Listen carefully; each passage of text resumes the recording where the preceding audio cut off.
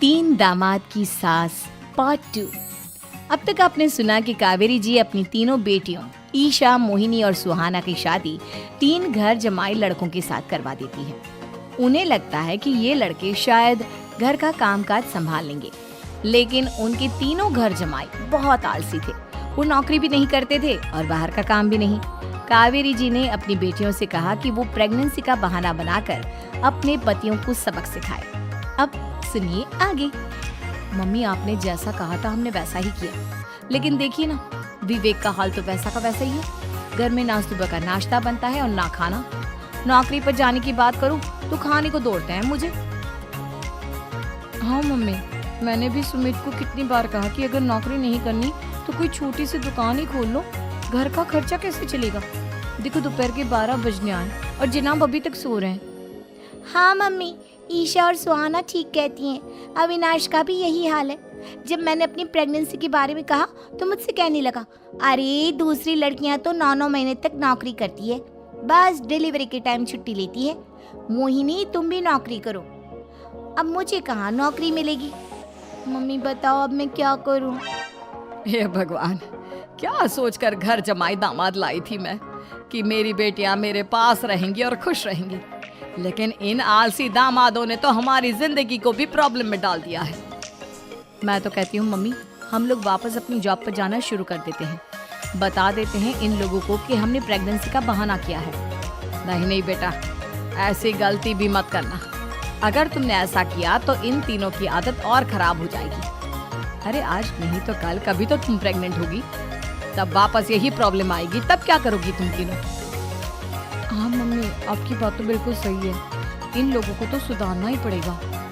लेकिन कैसे? अपने बच्चों के आने की खबर सुनकर भी इन लोगों पर कोई असर नहीं हो रहा। पैसे कमाने के लिए घर से बाहर निकलना ही नहीं चाहते ये तीनों। अब मेरे दिमाग में एक प्लान आया है। तुम तीनों चिंता मत करो, उन तीनों को बुलाओ, फिर मैं बात करती हूँ।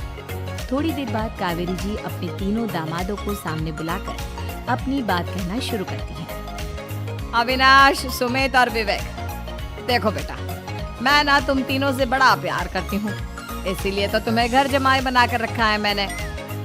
अरे मम्मी जी, सीधे सीधे कहिए ना, क्या बात है? प्यार तो हम भी आपको बहुत करते हैं। अरे मम्मी जी, आपकी इज्जत भी बहुत करते हैं। अरे भाई, आपके जैसी सास और कमाने वाली बीवी सबको मिलती है क्या? हाँ मम्मी, विवेक और सुमित ठीक कह रहे हैं। आपकी बेटी से शादी करके मेरी तो जिंदगी ही अच्छी हो गई है। जानती हूँ मैं, और ये भी जानती हूँ कि तुम तीनों अपने अपनी बीवियों से बहुत प्यार करते हो। बेटा, बात ऐसी है कि हमारे कुल गुरु ने कहा है कि प्रेग्नेंट होने के बाद मेरी तीनों बेटियां शुरू के 4 महीने हमारे गांव में जाकर रहेगी, जहां मेरे चाचा जी रहते हैं। अरे लेकिन क्यों मम्मी, गांव में जाकर रहने की क्या जरूरत है इन तीनों को? वो क्या है ना बेटा, हमारे परिवार को एक श्राप है। अगर मेरी बेटियों ने यहाँ पर बच्चा पैदा करने की कोशिश की तो उनके बच्चों को कुछ भी हो सकता है। इसलिए अब से लेकर 4 महीने पूरे होने तक इन्हें गांव वाले घर में रहना पड़ेगा। हाँ तो इसमें प्रॉब्लम क्या है मम्मी जी? हम भी वहाँ जाकर रहेंगे, पिकनिक मनाएंगे। अरे भाई, बीवी जहाँ हम भी वहाँ। हाँ यार, आइडिया तो बहुत अच्छा है। शहर की जिंदगी में रह रहकर परेशान हो चुके हैं, अब कुछ दिन गांव में बिताएंगे। तुम लोग समझने की कोशिश क्यों नहीं करते? तुम में से कोई भी वहां नहीं जा सकता, और मैं यहाँ रहूंगी ना तुम तीनों के साथ। 4 महीने की तो बात है, उसके बाद ये तीनों ही लौट कर आ जाएंगी। ठीक है मम्मी जी, अब हमारे बच्चों का सवाल है तो ये तो करना ही पड़ेगा। कावेरी अपनी तीनों बेटियों को कुछ दिन के लिए घर से बाहर कहीं दूसरे शहर में रहने के लिए भेज देती है।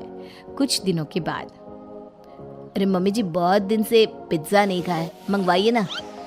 क्या बताऊं बेटा, पहले तो बेटियां खर्चा दे देती थी क्योंकि उनकी नौकरी थी, लेकिन अब तो मेरे पास पैसे ही नहीं बचे। थोड़े बहुत पैसे हैं जो बच्चों की डिलीवरी में काम आएंगे।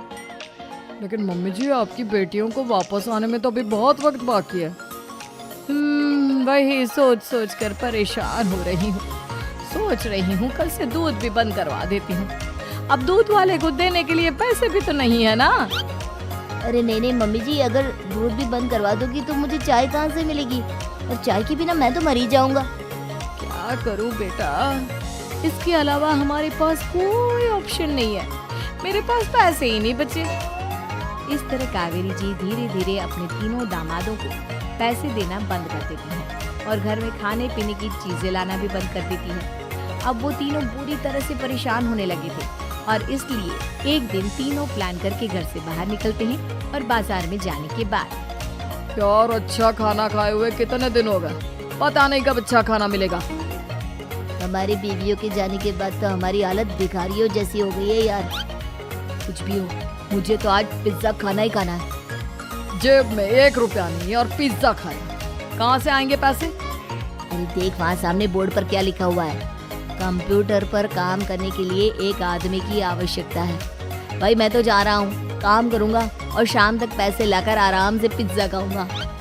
जा जा, तुझे कोई काम नहीं देने वाला, हम तो घर जा रहे हैं। चल भाई सुमित।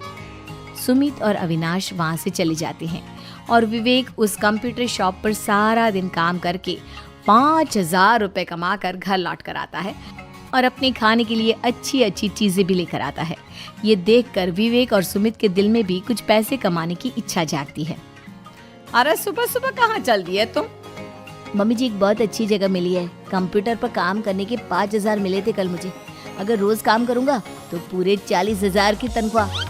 अरे वाह, ये तो बहुत अच्छी बात है दामाद जी, आपको जाना ही चाहिए। सुमित और अविनाश विवेक को इस तरह तरक्की करते देखकर परेशान हो जाते हैं और वो दोनों भी काम की तलाश में निकल पड़ते हैं। धीरे धीरे उन दोनों को भी काम मिल जाता है। अब कावेरी के तीनों दामाद छोटी मोटी नौकरी करके अच्छा पैसा कमाने लगे थे। एक दिन कावेरी उन्हें अपने पास बुलाती है। अरे वाह, विवेक 40,000 कमा लेता है, अविनाश 60,000 और सुमित तुम भी 40,000 के आसपास कमा ही लेते हो। कुल मिलाकर तुम अच्छे खासे पैसे कमा रहे हो बेटा। हाँ मम्मी जी, बहुत मजा आता है जब महीने के एंड में मोटी रकम हाथ में आती है। पूछिए मत मम्मी जी, घर में रहकर रोटी बना बना कर और तो जैसा महसूस होने लगा था मुझे तो। हाँ बेटा, तुम तीनों की बात तो बिल्कुल ठीक है और जानते हो अब तुम तीनों की पत्नियां भी वापस लौट कर आने वाली है। लेकिन मम्मी जी अभी तो उन्हें गए सिर्फ 2 महीने हुए हैं, आपने तो कहा था वो 4 महीने के बाद लौट कर आएंगी। ऐसा कुछ नहीं है बेटा, मैं सिर्फ तुम तीनों को सबक सिखाना चाहती थी कि आदमी घर में बैठकर बीवी की कमाई खाता हुआ अच्छा नहीं लगता। इस दुनिया में हर इंसान को मेहनत करनी चाहिए, काम करना चाहिए, चाहे वो औरत हो या आदमी, ताकि अपने परिवार को संभाल सके। कावेरी की बात सुनकर उन तीनों को अपनी गलती का एहसास होता है और कावेरी उन्हें सच बता देती है कि ईशा, सुहाना और मोहिनी शहर में ही कहीं दूसरी जगह रह रहे थे। शाम के वक्त उन तीनों की पत्नियां लौट कर आ जाती है और कावेरी जी का परिवार एक खुशहाल परिवार की तरह रहने लगता है।